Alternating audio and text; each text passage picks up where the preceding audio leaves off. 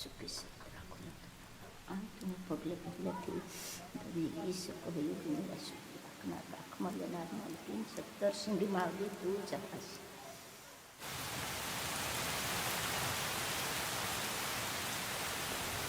Suki-suki ako na ito.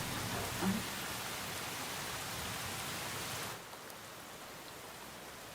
मा जब पोसिनी होते मानी हुडी जोत लेवला ना आठवी जहाँ किसान मानी हुडी जोत लेवला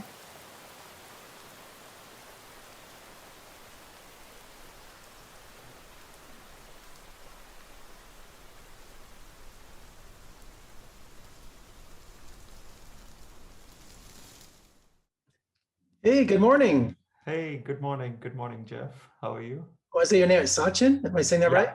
Yeah, Sachin. How are you? Thank you for joining me Good. today. Talk about your film, man. I watched it twice, believe it or not.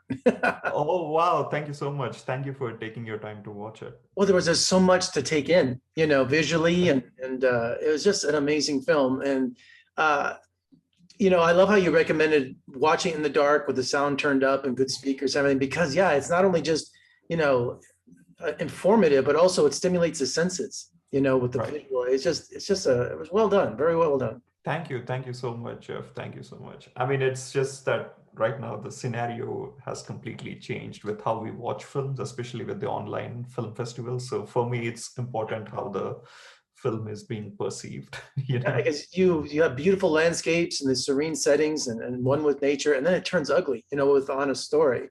Right. Years of living among her villagers, Anna's accused of being a witch and bringing in a witch hunter. And I was amazed that you think, well, they're backwards, they're superstitious. No, it's about money. It's about land and inheritance. It's all material things. So I can only understand that the villagers were jealous and just saying, she's a witch, let's get her land. I mean, what a underhanded thing for the villagers to do. Is that common? I would say it's common, and I don't think this is a problem that's very local to the place that I went, but I would rather say it's global, right? Like I see it everywhere. Like I'm currently living in Austin, right? I'm doing the film school. Over here, I see similar gentrification incidents. Like it's just that the scale has changed from like the local witch hunters. Instead of them, there's like the local landlords, right, who are kind of evicting the people from a certain neighborhood, kind of force evicting, right? And this is a problem that is spread throughout. I think it's just the terminology of the names is a bit different, but I think at the root level, the problem is still the same.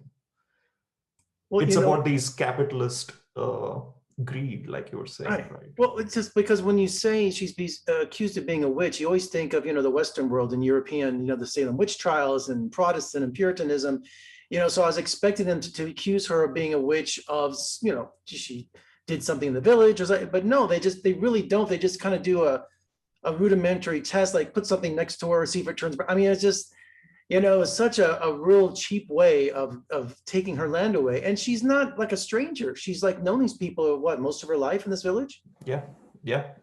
And I think it also, all of this is, I think, like a facade, like of another major thing, like because she's vulnerable to such accusations, right? If any woman is outspoken, if any woman is brave enough to kind of voice out her opinions, again, that goes against the society's norms, then most likely it's going to be like that could be a reason to brand Right. her as a witch. If it was just as simple as branding her a witch and ostracizing her from the village, but no, sexual abuse, physical abuse, but she stayed strong, didn't she?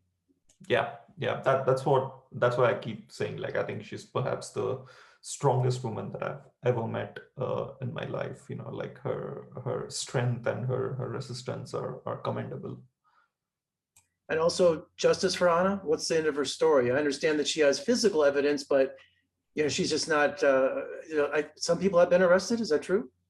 That is true. Yeah. Out of the several attackers, I think 4 of them were arrested when the incident took place. But I think, unfortunately, now 2 of them are now out on bail because in that region, apparently people who practice agriculture, they do get conditional bail if provided they are the sole breadwinners of the family.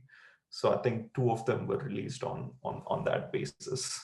And as a filmmaker, how did you gain Anna's trust? Because we're talking rural India, you're an outsider, you know, sticking a camera in someone's face and such a serious personal story. How did that come about? How did you gain her trust? It was definitely not easy, Jeff. Like it really took us a lot of time because when we first came and visited Anna, she thought we were from the perpetrator's side.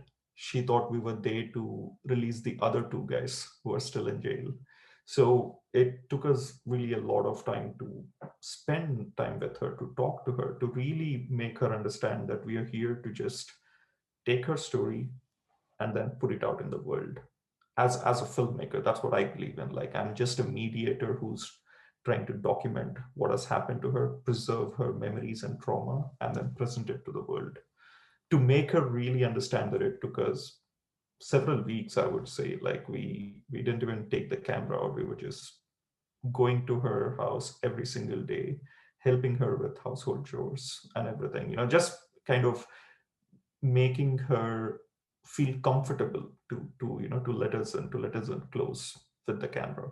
Now, did that have an opposite effect? What about the villagers? Did you ever fear for your safety, or were you ever intimidated being It there? was a little tricky because obviously it's the same village where the attack happened, the same villagers who did the attack. So what we did was, majority of the men in that village are farmers. They do farming, right? So there was a specific time frame when all of the men used to go out of the village for farming during the daytime, and they used to come back late in the evening. So it was that time frame that we used to kind of enter the village and spend time with Anna and get out before they come back. And witchcraft in rural India, Anna's, that's not the only story, is there? It's like 2,500 women a year killed in witch hunts. So hopefully That's correct. this film will bring awareness, maybe?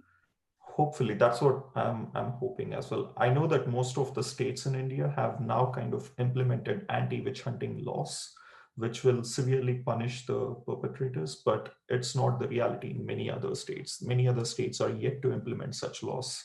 So I hope government takes notice of such problems and like really implements the required law.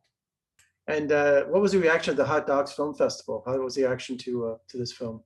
It was very heartwarming, actually. Like I'm very touched that Anna's story has reached many people, and they're acknowledging her story, right? And they kind of, some of them have messaged me saying, like, thank you for telling such an important story. They're acknowledging that the conversation is urgent, and I'm happy that it's sparking a discourse. Well, powerful film, Sachin. Thank you so much for joining me today. Congratulations and good luck. And we'll talk again soon, buddy. Thank you so much, Jeff. Thank you so much.